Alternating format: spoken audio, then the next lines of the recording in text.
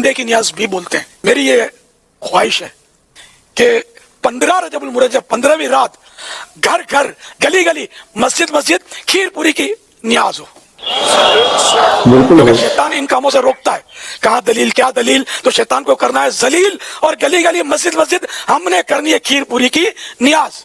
کنڈے کھا کھا کے، تیجے کھا کھا کے، اور جتنے مردے مر رہے ہیں سب کا ایصال ثواب یہ کھاتا ہے. السلام علیکم ورحمۃ اللہ وبرکاتہ. ناظرین کرام، میں ہوں آپ کا دوست مولانا احسان رضا. بہت ہی اہم اور خاص ویڈیو لے کر کے آیا ہوں کنڈے کے فاتحہ کے حوالے سے. آپ دیکھیں گے کہ رجب کی 22 تاریخ کو یا بہت ساری جگہوں پہ 15ویں تاریخ کو لوگ مٹی کے برتنوں میں کھیر کو جماتے ہیں اور پوریاں پکا کر کے فاتحہ دلاتے ہیں، وہ بھی صبح صبح بھورے بھور سورج نکلنے سے پہلے. ساؤتھ کے علاقے میں تو یہاں تک میں نے دیکھا ہے کہ 22ویں رجب کو لوگ مچھلی، چکن، مٹن یہ ساری چیزیں کھانا وہ مکروہ سمجھتے ہیں. رجب کی 22 تاریخ کو کنڈے کا فاتحہ مٹی کے برتنوں میں رکھ کر کے دلانا جائز ہے کہ ناجائز ہے؟ حضرت امام جعفر صادق رحمۃ اللہ تعالی علیہ کی ہی نیاز مٹی کے برتن میں کیوں دلائی جاتی ہے؟ دیگر اولیاء کرام بزرگان دین کا جب ہم نیاز دلاتے ہیں، فاتحہ کرتے ہیں، تو مٹی کے برتنوں میں تو فاتحہ نہیں دلاتے. صرف انہی کا فاتحہ مٹی کے برتنوں میں کیوں دلائی جاتی ہے؟ یہ اہم اور خاص ویڈیو میں آپ کو دکھاؤں گا، جس میں علماء اہل حدیث، علماء دیوبند، علماء اہل سنت والجماعت بریلی مسلک سے تعلق رکھنے والے سبھی کی میں رائے آپ کے سامنے رکھتا ہوں. آپ کو کس کی باتیں صحیح لگتی ہے، کس کی باتیں غلط لگتی ہے، کامنٹ کے ذریعے مجھے ضرور بتائیے گا. چلے پہلے ویڈیو کو دیکھتے ہیں. کریں اچھا ہے، نیاز نہ کریں کوئی آپ پہ وبال نہیں ہوگا، کوئی بزرگ ناراض نہیں ہوں گے، آپ کو آخرت میں کوئی درجات کی کمی کا شکار نہیں ہونا پڑے گا. ایسا نہیں کہ اللہ تعالیٰ فرمائے گا چونکہ تم نے نیاز نہیں کی تمہارا درجے بہت کم ہوں گے. فاتحہ دینے کے لیے کوئی دن فکس نہیں، جب چاہے کرا لیں، لیکن اگر آپ دن بھی فکس کریں تو کوئی بھی غلط بات نہیں. کنڈے کھا کھا کے، تیجے کھا کھا کے، اور جتنے مردے مر رہے ہیں سب کا ایصال ثواب یہ کھاتا ہے.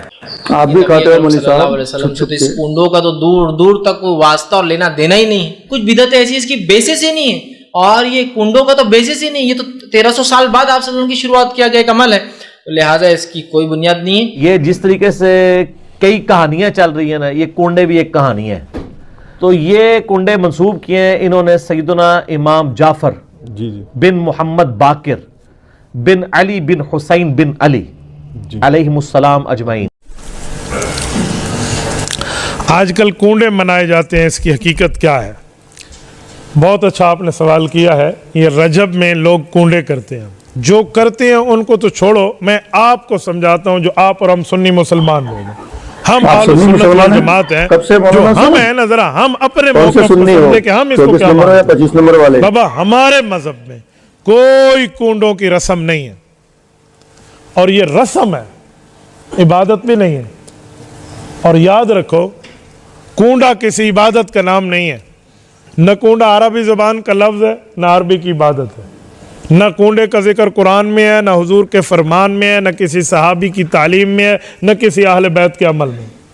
نہ 4 ائمہ جو برحق ہے نہ ان نے کیا ہے، نہ کسی ولی نے کیا ہے، نہ کسی نبی کا حکم ہے.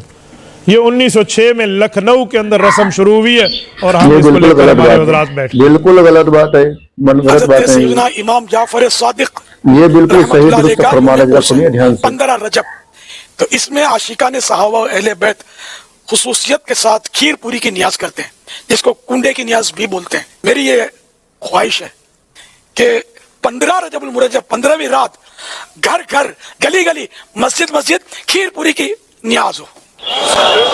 بالکل شیطان ان کاموں سے روکتا ہے.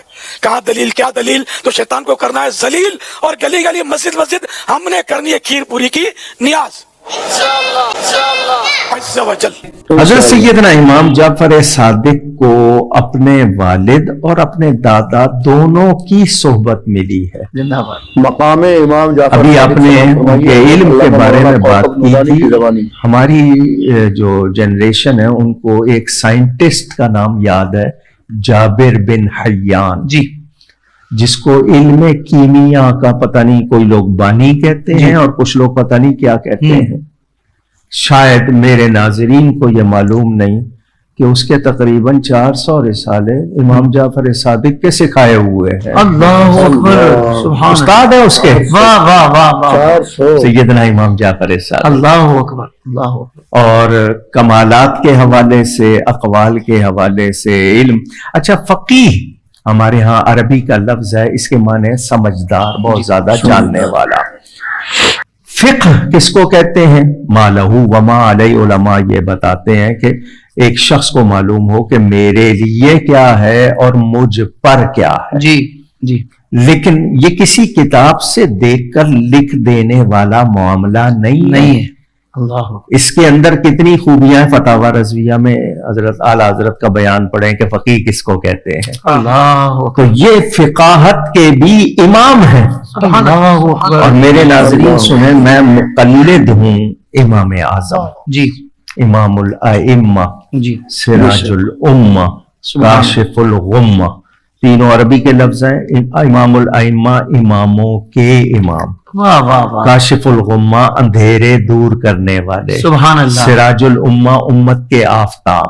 اللہ. سیدنا نعمان بن ثابت جن کو امام اعظم ابو حنیفہ رضی اللہ تعالی عنہ کہتے ہیں، جن کے پوری امت اس وقت جو 80% لوگ حنفی ہیں، عمل کر رہے ہیں، سبحان اللہ، وہ امام جعفر صادق اور امام باقر کے شاگرد ہیں. اللہ اکبر اللہ اکبر اللہ، سبحان اللہ. تو اندازہ کر لیں جب شاگرد ایسا ہے، کیونکہ درخت اپنے پھل سے پہچانا جاتا ہے. واہ واہ واہ واہ، درخت اپنے پھل سے پہچانا جاتا ہے. تو جس کا پھل ایسا ہے، سبحان اللہ سبحان. پھر اس درخت کی جڑ کون ہے؟ نبی پاک صلی اللہ علیہ وسلم. واہ واہ، ہم ان لوگوں کا علم نہیں جان سکے تو نبی پاک صلی اللہ علیہ وسلم کہنے. واہ واہ، علامہ صاحب. جعفر صادق رضی اللہ تعالی عنہ، ان کے ذکر خیر کے لیے، ان کی بارگاہ میں نظر پہنچانے کے لیے، اصال ثواب کے لیے یہ فاتحہ کا اہتمام ہوتا ہے.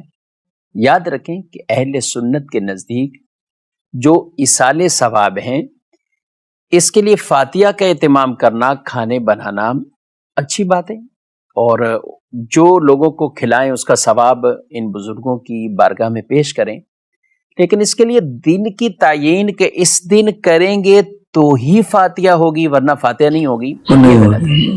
اور کوئی ایسا تصور ہوتا بھی نہیں ہے کہ اس دن کے علاوہ فاتحہ نہیں ہو سکتی.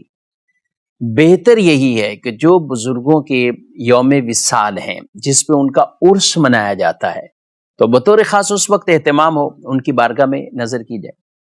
باقی جو تاریخ رکھی جاتی یا وقت رکھا جاتا ہے، اس کو کوئی شرعی طور پر تعیین معین یہ سمجھنا کہ اسی میں اصال ثواب ہوگا، اس کے علاوہ نہیں ہوگا، تو یہ ٹھیک نہیں ہے. یہ تو لوگوں کی سہولت کے لیے کہ بھئی اس دن فاتحہ ہے، آپ بھی شریک ہو جائیں، آ جائیں. اگر اس سے ایک دن پہلے کر لیتے ہیں، ایک دن بعد میں کر لیتے ہیں، 2-4 دن بعد میں کر لیتے ہیں، کوئی حرج نہیں.